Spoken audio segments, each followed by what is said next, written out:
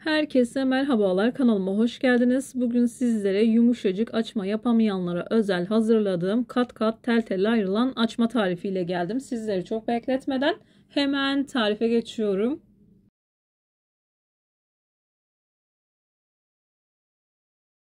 Tarifim için ilk olarak yoğurma kabına bir paket instant maya, dilerseniz yarım paket yaş maya da kullanabilirsiniz.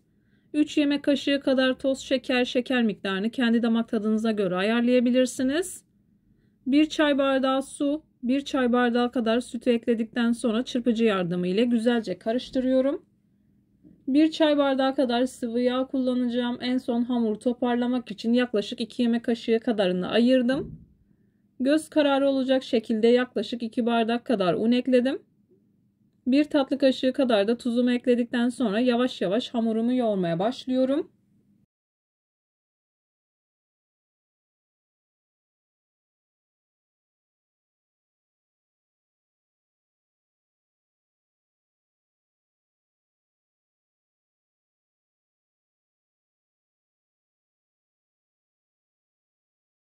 Unu azar azar kontrollü bir şekilde eklemeye özen gösterin. Ben bu tarif için toplamda 4 bardak kadar un kullandım. Unun markasına ve kalitesine göre değişkenlik gösterebilir. Lütfen kontrollü ekleyin.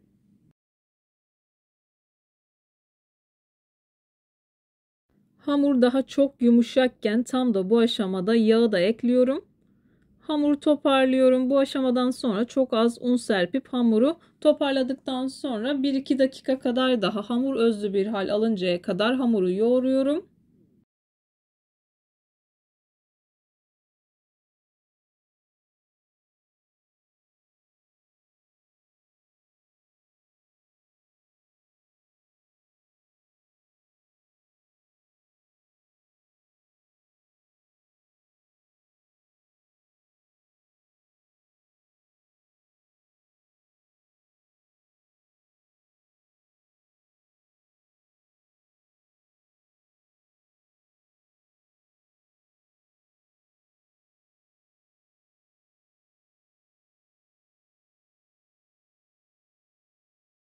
Ben hamurumu yoğurmaya devam ederken buraya kadar gelmiş olan siz değerli takipçilerimden her zaman olduğu gibi ricam yoruma kalp olur, emoji olur veya tarifim hakkında farklı bir fikriniz varsa bunu da benimle paylaşabilirsiniz. Ayrıca videolarımı sevdiğiniz kişilerle de paylaşarak bana bu şekilde destek olabilirsiniz.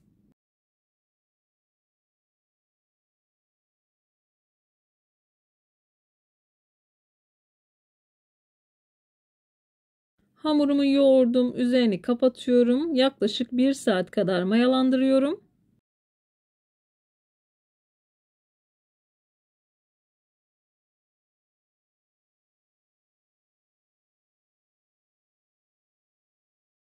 Hamurun 2 katına çıkması yeterli olacaktır. Yaklaşık 1 saat kadar mayalandırdım. Mayalı bir hamur olduğu için ilk etapta havasını aldım.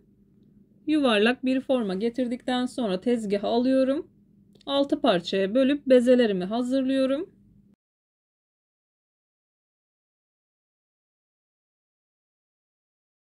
Açmaları ben biraz büyük büyük hazırladım. Dilerseniz 9 tane açma da elde edebilirsiniz.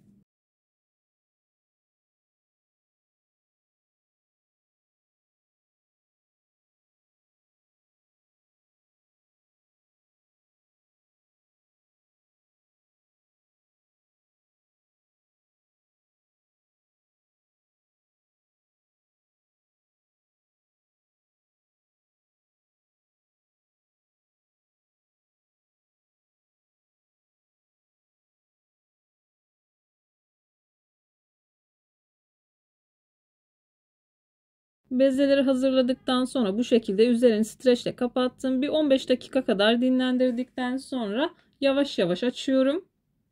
Her birinin üzerine yaklaşık 1 çay kaşığı dolusu yumuşamış tereyağından ekliyorum. Oda sıcaklığında yumuşacık olmasına dikkat edin. Dilerseniz margarin de kullanabilirsiniz ama margarini açarken çok güzel açılmıyor. Tereyağı olduğu zaman bu şekilde rahat bir şekilde açabilirsiniz.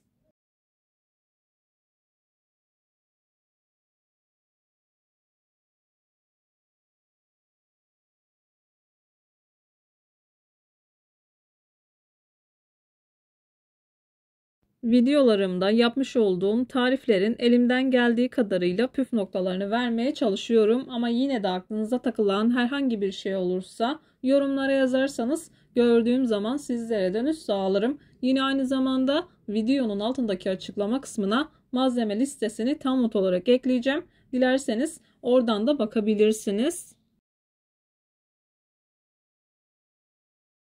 Hamuru açarken yuvarlak değil de biraz daha kare şeklinde açıyorum. Katları daha kat kat olsun diye. Yavaş yavaş bu şekilde büyütüyorum. O kadar güzel bir hamur ki zaten saniyeler içerisinde bu şekilde açılıyor. Çok da sıkı olmayacak şekilde sarıyorum. Bu şekilde hazırladıktan sonra üzerini streçle kapatıyorum. Yaklaşık bir 15 dakika kadar daha dinlendiriyorum.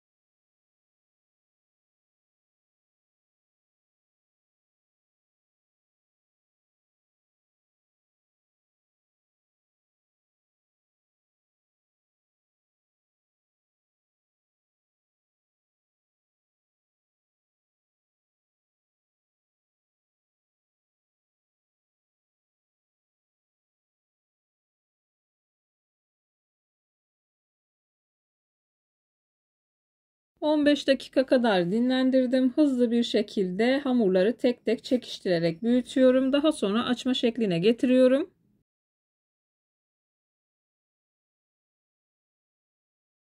Ekranlara yansıyor mu bilmiyorum ama çok güzel bir hamur oldu. Çok fazla da büyütmenize gerek yok. Videoda görüldüğü gibi doluyorum. Açma şekline getirip yağlı kağıt serdiğim tepsiye alıyorum.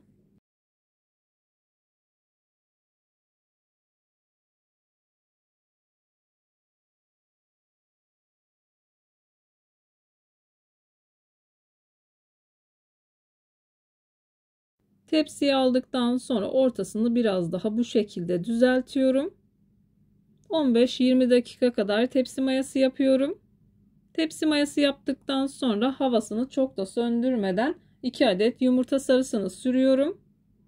Daha sürülebilir olması için dilerseniz 1 tatlı kaşığı kadar süt karıştırabilirsiniz. Önceden ısıtılmış 170 derecelik fırında altı üstü güzelce kızarıncaya kadar açmalarımı pişiriyorum.